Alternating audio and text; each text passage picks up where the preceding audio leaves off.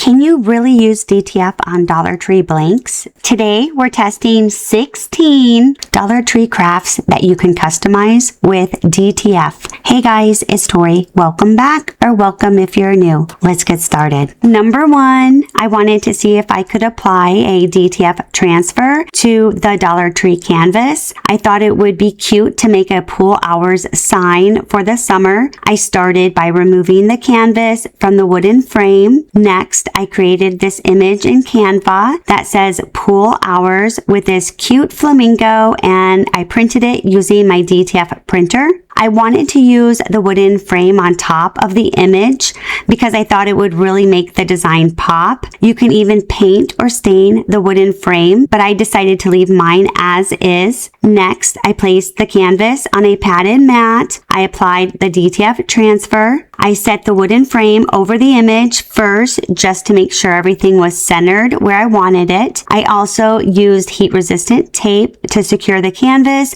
so it wouldn't shift while I was pressing it. I used my Cricut Easy Press and I set it to 310 degrees Fahrenheit for 15 seconds, applying firm pressure. I wasn't sure if the press would cover the entire image, so I pressed one side first and then I pressed the other side. Once it had completely cooled, I removed the heat-resistant tape and the transfer film from the canvas. Next, I placed the wooden frame back over the image. I couldn't find my staple gun, so I ended up just using the Dollar Tree tacky glue. I pressed the frame onto the canvas with a firm pressure for about 20 seconds. Then I placed a book on top to hold it down while it dried. Once it was completely dry, I used scissors just to cut off any excess of the canvas on the sides. I think it turned out super cute. You could even add a coat of Mod Podge to help protect it. Number two, I wanted to see if I could apply DTF transfer on the ceramic tiles from the Dollar Tree. I'm going to use these as coasters. I thought it'd be really neat to put my kids' pictures on them. Once I decided what images to use, I measured the ceramic tiles. I measured 4.15, so I went into Canva, hit custom, changed pixel to inches, and then I put in 4.15 by 4.15, and then create. Next, you'll want to add elements, and then you'll insert the circle photo image, and I stretched it out. Then you can add your image and you can actually move it around to where you want. Then I downloaded the images as transparent, and then I uploaded them to ZRip so I could print them on the DTF printer. And I read online that it helps to preheat the ceramic first before applying any DTF transfer under your design, and it'll cause your DTF transfer to peel off right away. So basically, the glue will not melt properly. So I set the temperature to 300 degrees Fahrenheit. I placed the ceramic on the heat press, placed parchment paper over the ceramic, and then I pressed it for 30 seconds. Then I carefully applied the image, and you definitely want to wear heat-resistant gloves when you do this. Once the image was where I wanted, I used heat-resistant tape to secure it. Then I placed parchment paper on top, and I changed the time to 60 seconds, and then I pressed. Once it was done, I placed the coaster on a silicone sheet while it cooled. Once it cooled, I removed the film. If you plan to use these as coasters, I'd recommend getting a sealer or Mod Podge that is waterproof, but it doesn't fully cure until 28 days. I bet you could cure them somehow in a curing oven to speed up the process, but I haven't done that yet, so I can't tell you how to do it. If you know how to cure them, drop a comment below. I would love to know. Other than that, I think they turned out really cute. Number three, I wanted to see if I could apply a DTF transfer onto this rectangle craft wood from the Dollar Tree. It's actually the perfect size for a YouTube banner, and it would make a nice piece of decor in my office. I measured the craft wood, and then I hopped on Canva. I uploaded my YouTube banner, downloaded it, and then I uploaded it over in ZRip so I could print it on my DTF printer. Next, I trimmed the extra film off the DTF transfer, placed it on the rectangle craft wood. I applied heat resistant tape, and then I placed parchment paper over the top. This time I used my Butyrol handheld heat press so I could have more control while pressing. I put it on the third setting. I applied firm pressure, and then I went over each area for 30 to 35 seconds. Once it cooled, I removed the film, and of course I had to apply Mod Podge spray. I think it turned out really cute, and it looks just like my new YouTube banner. What do you guys think? Number 4, the wood crafts turned out so nicely. I decided to get the round circle wood craft from the Dollar Tree, and I thought it would be cute to make a door hanger. First, I removed the string from the round circle, and then I set it aside. I measured the wood, and then I created my design in Canva, and then uploaded the image to ZRip so I could print it on my DTF printer. If you're not familiar with DTF printing, after it came off the printer, I added the adhesive powder, and then I placed it in the curing oven for 120 seconds. Once it's cured, the adhesive powder that we placed on the back melts into a rubbery texture. Once it was ready, I trimmed the excess film off and applied it to the wood circle. I applied heat resistant tape, and then I used the auto heat press. I set the temperature to 300 Fahrenheit, placed the round circle wood craft on the heat press, then placed parchment paper over it, and then I pressed it for 30 seconds. Once it was done, I set it aside to cool, and after it cooled, I removed the film,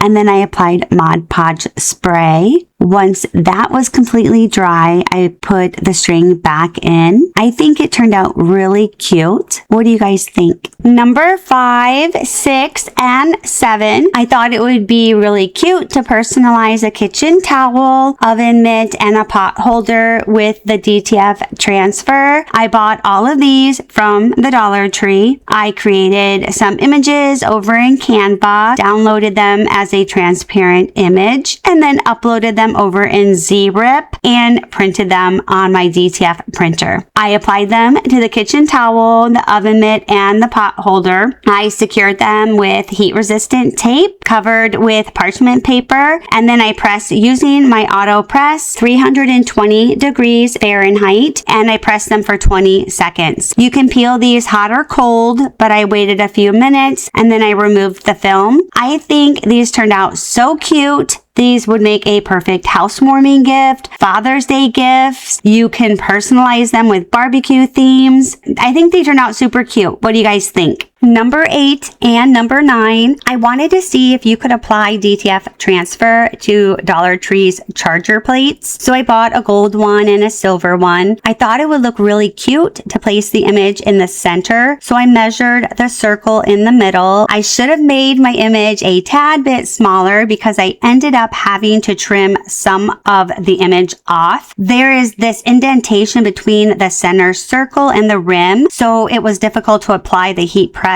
to that area. I created my image over in Canva and then downloaded it as a transparent image. And of course, I uploaded it to ZRip so I could then print it on my DTF printer. I cut the film around the image and I applied it to the charger plate, taped it down with heat resistant tape, and then I applied the parchment paper. I use the handheld heat press so I could have more control. You don't want the temperature to be too high because you risk melting the charger plate. So I started low on the first setting, which I think is roughly on mine like 250 degrees Fahrenheit. And I pressed it for like 10 to 12 seconds. I ended up slowly increasing it to the third setting, which obviously is higher. And in the end, I probably ended up pressing it in total like 30 to 60 seconds. Keep in mind, you need to start with lower heat, and it's really a matter of playing it by ear as to how long it might take for your specific transfer and the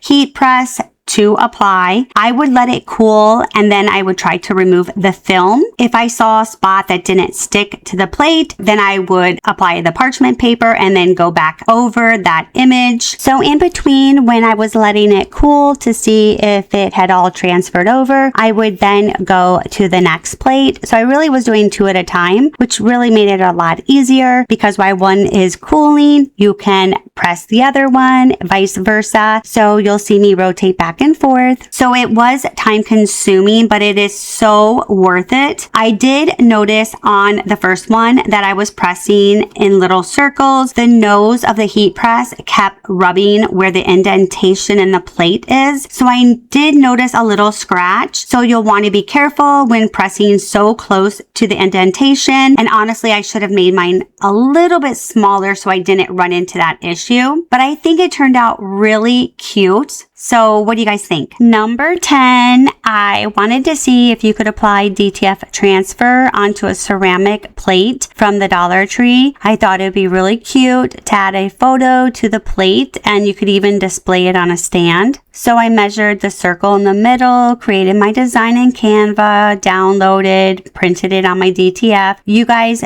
probably know this process by heart. Then I trimmed the film around the image. I placed it on the ceramic plate, secured it with heat resistant tape, and then I covered it with parchment paper. I used my handheld heat press and I set the heat press to the 3rd setting and I pressed in sections for about 60 seconds. Every time I let it cool, I would try to peel the film and I would see a part that just didn't stick. So I had to go over it, do it again. So that part was a really big process. And that is when I had a big aha moment. I realized that it wasn't transferring because the plate was just cold. In order to make it work, you have to preheat the ceramic first, then apply your image and press, just like we did with the coasters earlier in the video. Since I did this plate first behind the scenes, that's actually how I figured out the secret trick that made the DTF stick to the coasters.